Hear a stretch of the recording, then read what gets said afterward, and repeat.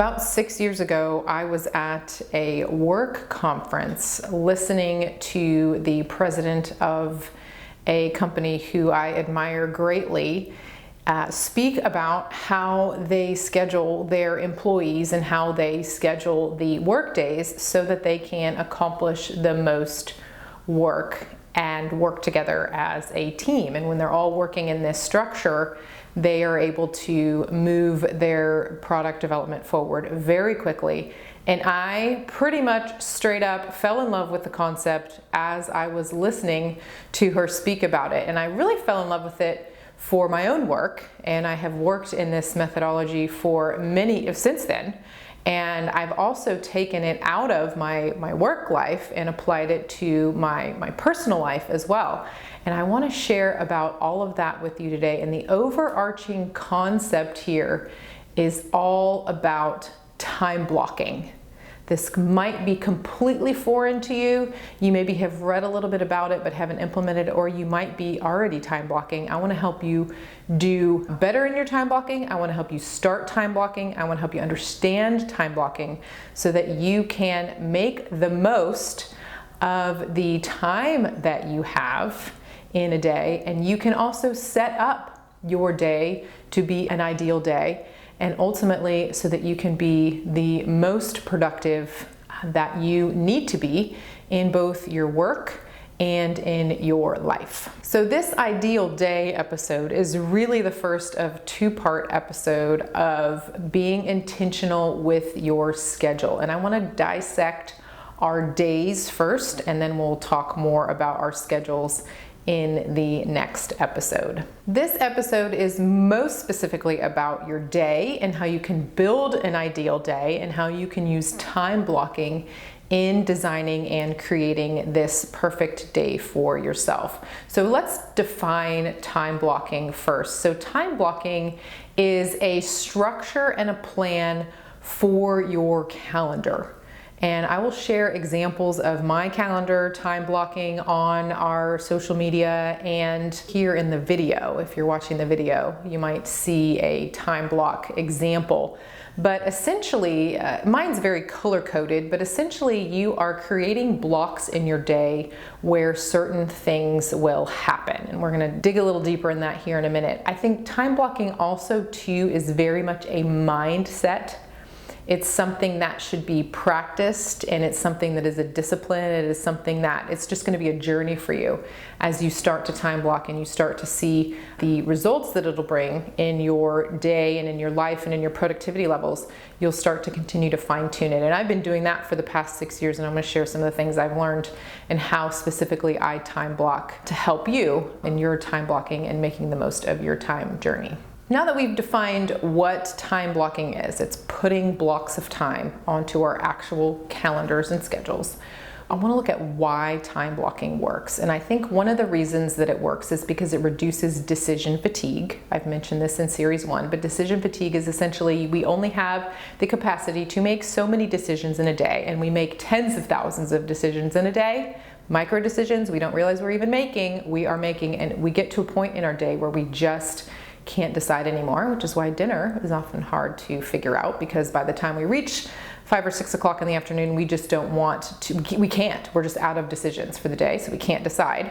So time blocking helps reduce decision fatigue because you're deciding in advance when certain tasks are going to happen, when certain project work is going to be done.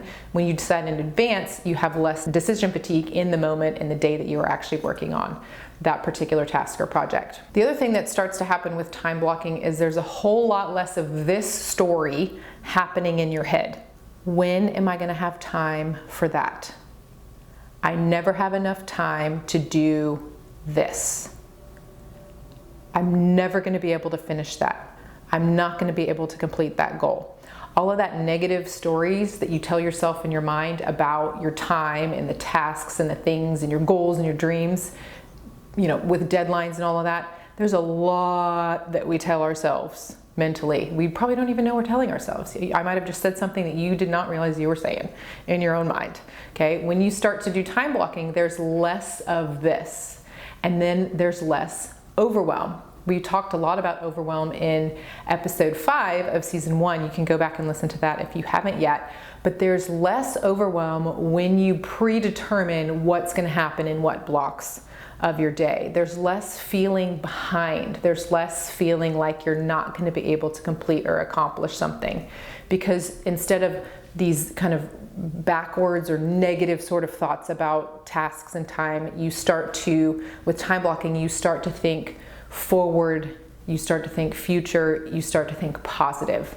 When you can make that adjustment from the negative to the positive, that's when you're going to start to see big time results. I want to share a little bit about my experience with time blocking, first with work, and then I'll weave in some personal examples as well. Time blocking has really revolutionized the way that I personally work, the way that our team runs, and the way that we're able to keep building and creating so many amazing things over the years. So with work time blocks, I want to share a couple of examples and actually what my schedule looks like. The first is is my sandwich. I sandwich my day with administrative tasks in the morning and the very end of the day. So doing that knocks out a couple of the quick things that I need to accomplish every single day and it frees up mental space and time in the middle of the day for me to do project work. So you might have heard it called deep work. So by doing a sandwich, it allows me to organize my day. This is me building my ideal day. You can build your ideal day however you want to, just sharing how I do it. So I do a sandwich with large work blocks in between. So in the morning, I'll do administrative tasks, review things, check designs, place designs where they need to go, depending on the different projects that we're working on, answer emails, different things like that that need to be communicated either to our customers or to anybody on our team. That will happen first thing in the morning, and it will happen at the very end of my work day, which is a little bit different every day, very different in the summer. But I try to sandwich my day in between because it kind of helps me keep the little things going, if you will. Helps me pick up the little pieces that are happening in and around the different businesses and different products that we're working on.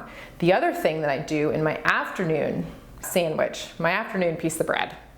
Let's just call it what it is. Bread in the morning, a whole bunch of stuff in the middle, bread in the afternoon. So in the afternoon piece of bread, the afternoon time block, I will get ready for the next day.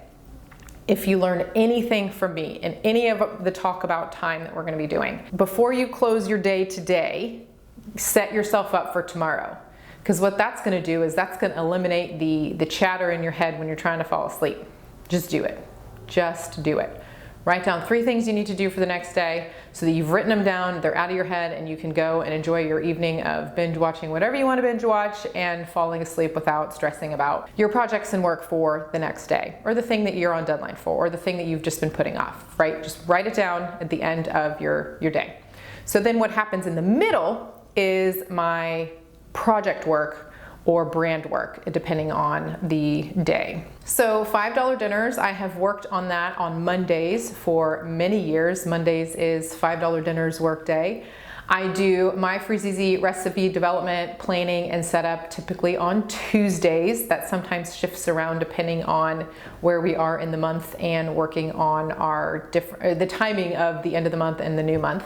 I also do product creation and development mostly on Wednesdays and sometimes on Fridays, but these are worked into my time blocks.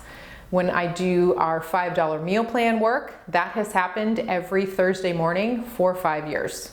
Every Thursday morning for 5 years. Here's what happens.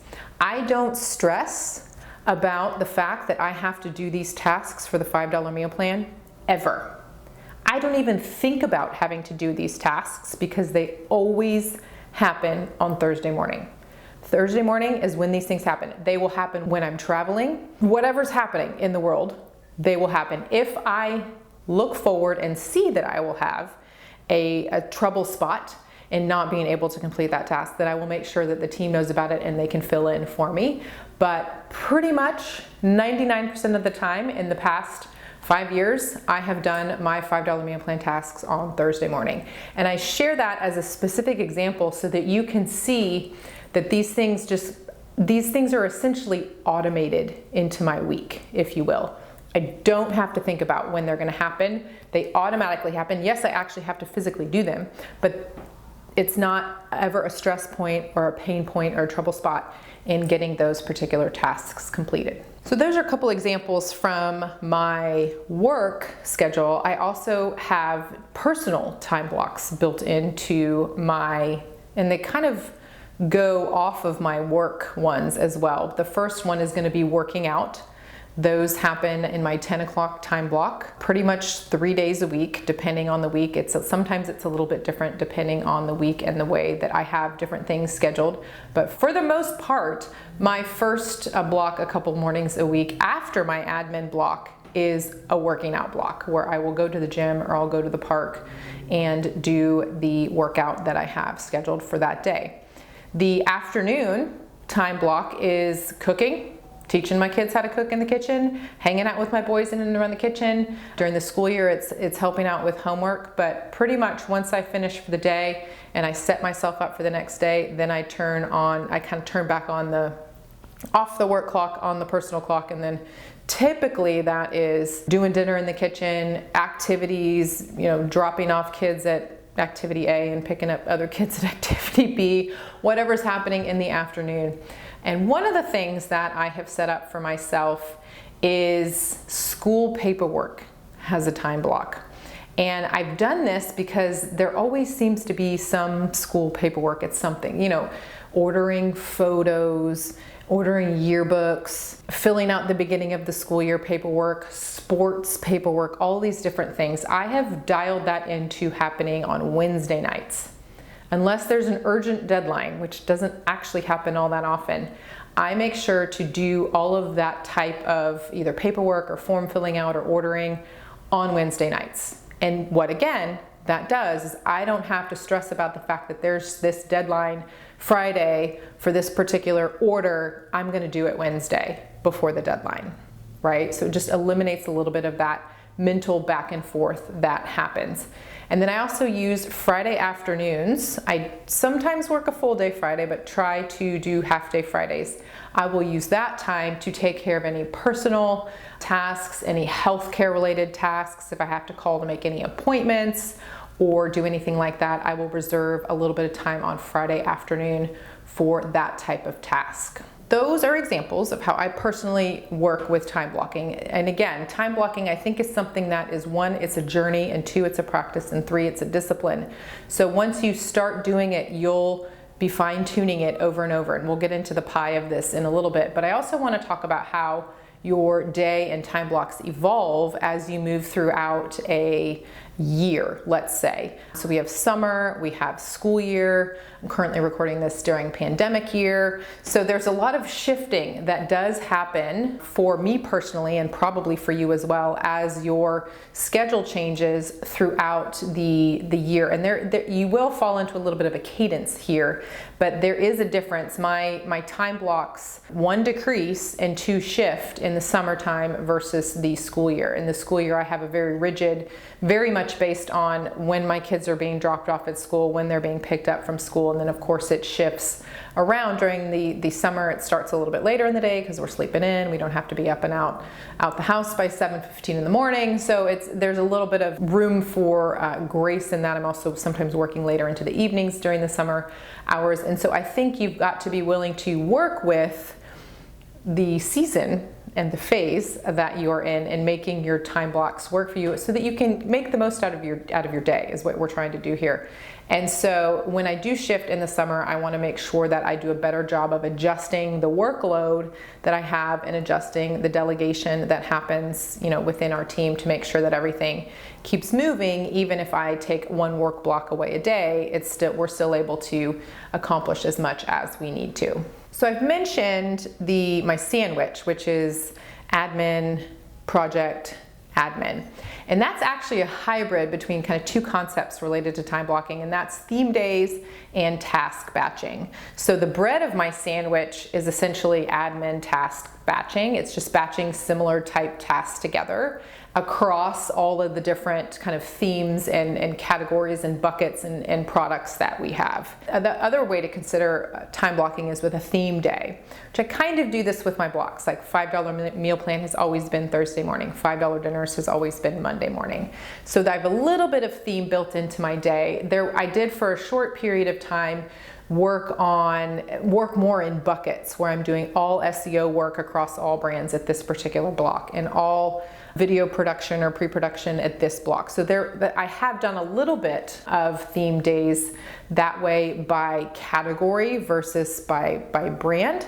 And so you just have to make it work for you. I think you've got to be willing to have a little bit of flexibility. Again, you can build this however you want to. So if you want to do only theme days or only task batching, you can design your day and then, your week essentially based on those, those preferences. I've fallen into more of a hybrid with my sandwich, and that has worked really well for me for many years now. Real quick, I would be remiss if I did not include, what do you do in crisis mode? How have we floated through, pandemic season? So really, you need to go back and listen to the bonus episode of season 1, being intentional in a crisis, because I talk a lot more about this there. But instead of an hour-and-a-half long block of working on a project or for a brand or product development or $5 meal plan or whatever it is I'm working on, I would bump that down to a 15-minute block. Because when we're distracted or when we're in crisis, we only have 10 to 15 minutes to get something accomplished. I think this also applies, this is how I operated when I had little ones in the house, newborns and toddlers. I was working in 15-minute chunks, getting as much done as I could in 15 minutes of time. And so that's how, working through a crisis, you can still accomplish a lot. You also probably need to adjust your expectations and understand exactly how much you are able to get done when you're in crisis mode.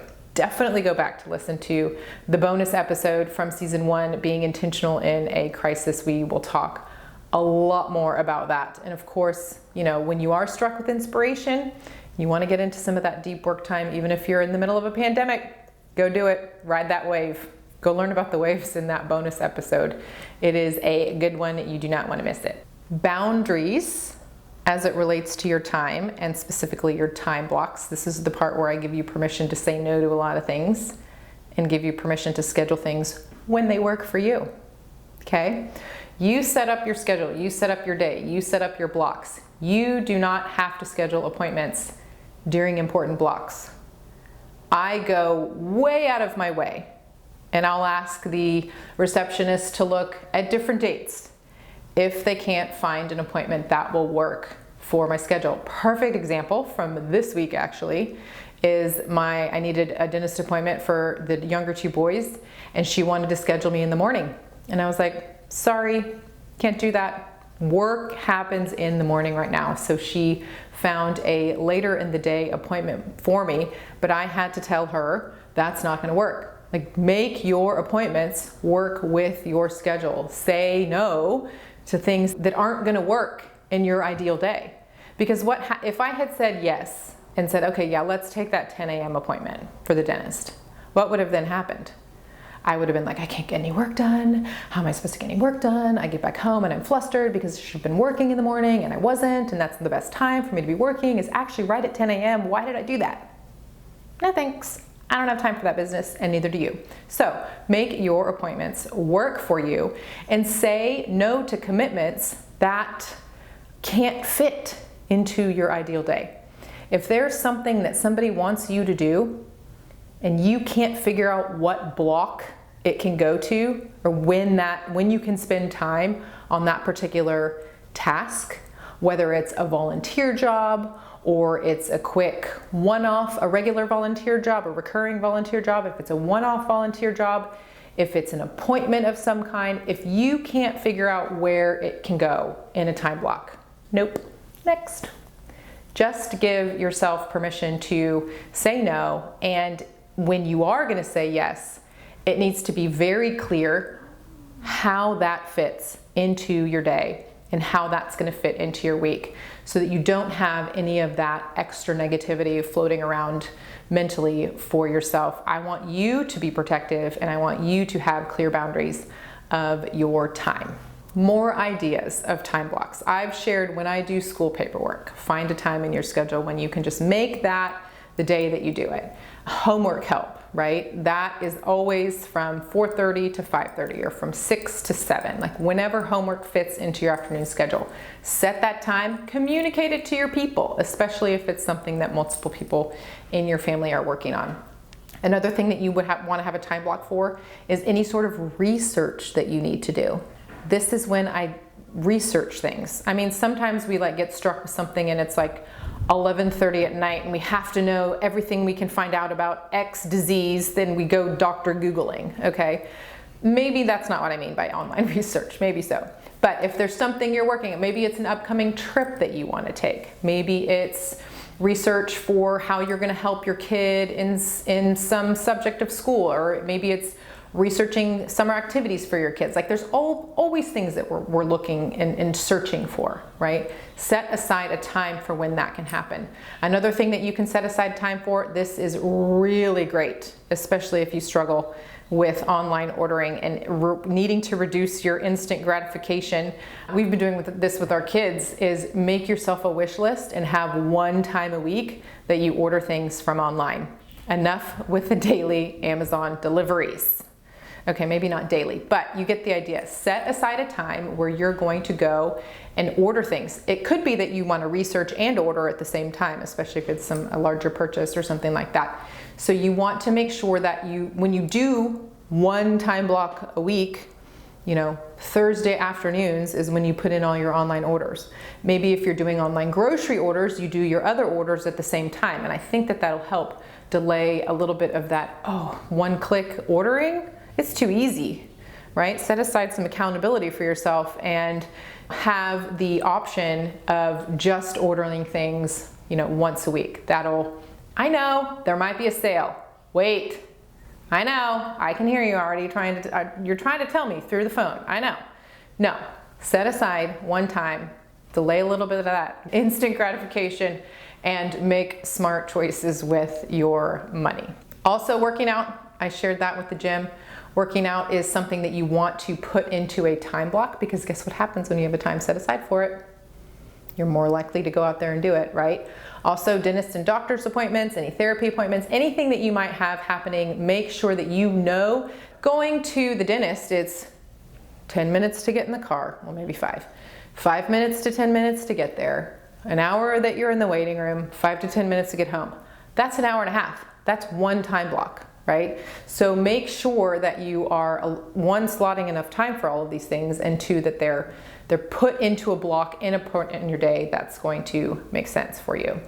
Also, your grocery planning and shopping and ordering and setting up of your orders, or whatever, your delivery, whatever it is that you're doing, have that slotted at a certain time in the week. You probably already know when I do this. I've said it lots of times over the years. Sunday afternoon. Sometimes if I'm feeling real crazy and want to get really ahead of things, I'll do that on Saturday night, because I really know how to party on a Saturday night. Making my grocery list, I know. But you want to have the same time or in your week that you're doing that, because then you can fall into that cadence. If you're going to the store twice a week, maybe it's Sunday afternoon, Wednesday evening, you're getting everything you need to get through the week and into the weekend. So just make sure that it is kind of consistent and built into your week. Also, cooking and meal prep. We've talked about this in season 1, but looking at, is there a struggle in your week, that you need a pick-me-up kind of meal? For me, it's Thursdays. I've talked about this before.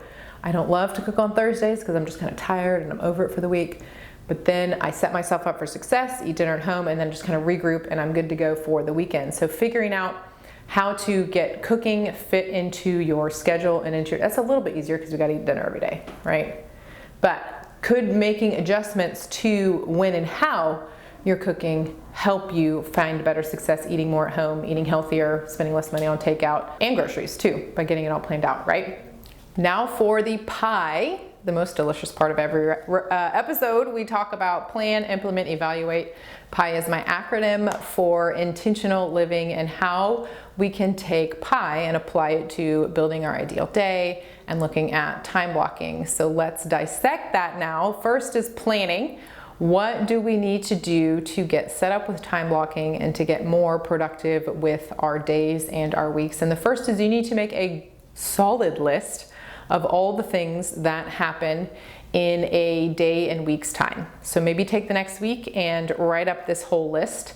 And then the following week, you will start to slot all of the different things into different time blocks. So the first is basically setting yourself up. And then the second part of planning is then how you are going to build this. And I would actually say put it on your calendar, like actually put these into a digital calendar or a paper planner, if you will. I actually do use both with time blocking. And so by setting yourself up with one, the list, and two, when you're gonna slot these things into your week is what happens at the planning stage of this. Implementing, again, this is where it's gonna take a lot of practice and a lot of discipline. Implementing is where you start to work within these time blocks. And you will stumble, I promise. I did, sometimes I still do. But the idea here is to, again, make the most of your time. See the results you're looking for, accomplish the goals and dreams that you have set out for yourself. So taking the time to diligently work within these time blocks and implementing them is going to be crucial for your long-term success. So practice, practice, practice, and make time blocking work for you. And then evaluate, of course, is when you are going to adjust your time blocks, change the length of them, move things around on your calendar. Maybe Thursday mornings is not the best time for me to be doing the $5 meal plan, even though it really is. Maybe it's not. I would try a different day, try it in the afternoon. That's something that doesn't quite take as much energy. Maybe I should move it to Wednesday afternoon, right? So making all of these things work for you based on, how long they take to do, when they fall in your week, how much energy and mental bandwidth do you have to accomplish those tasks is the idea here. So plan, get your list, get your blocks set up, implement it. Don't fret if you stumble. Pick it back up the next day, the next day, the next day, and see, with a little practice and a little discipline, you will find yourself accomplishing so much more so quickly. I kind of want to say I promise you will, because I think I promise you will. Think, feel, take action. That's how we wrap up every episode here on the Erin Chase Show. So let's look at that now. First, I want you to think in terms of structure and boundaries. We talked about both of these things already. I want you to think structure and boundaries for your time and for your calendar and your schedule. When you start to think this way, and you rethink the way you think about your time and your calendar and getting your time block set up, you will start to feel like you are taking back control. You're going to start to feel like you're accomplishing more. You're going to start to feel like you are making progress on this intentional living journey that you are on. And that's what we are after, is progress. Make progress, make progress, make progress. That's how I want you to feel as you start to add a little bit more structure and more boundaries to your time. Taking action. We've gone over this with Pi a little bit, but let me do a quick recap for you. I want you to get your list of things that you're doing every week and put them into time blocks. Maybe it's just one day. Sketch up one day of time blocks. Work yourself through that day. It's gonna feel different. It's gonna feel weird. It might feel a little bit strange, but then do it again the next day and then the following day, and you are going to quickly see how much you can accomplish in a few days or a week's time. That's all I've got for you in this episode. Turned out to be a little longer than I thought, but we will dive a little bit further into more intentional time blocking and scheduling in the next episode of the Erin Chase Show. For now, I would love for you to subscribe if you haven't yet. Also, rate and review, leave a comment, reply to any email. We want to hear from you so that we can continue to bring more great content and ideas to the Erin Chase Show. I have a lot of this in worksheet form for you to help you kind of unpack and figure out how time blocking can work for you. You could download those worksheets at erinchase.io/podcast. I have all the worksheets for season 2 available for you there. My intention seeking friend, that's all for today. It's bye for now, and we'll talk again soon.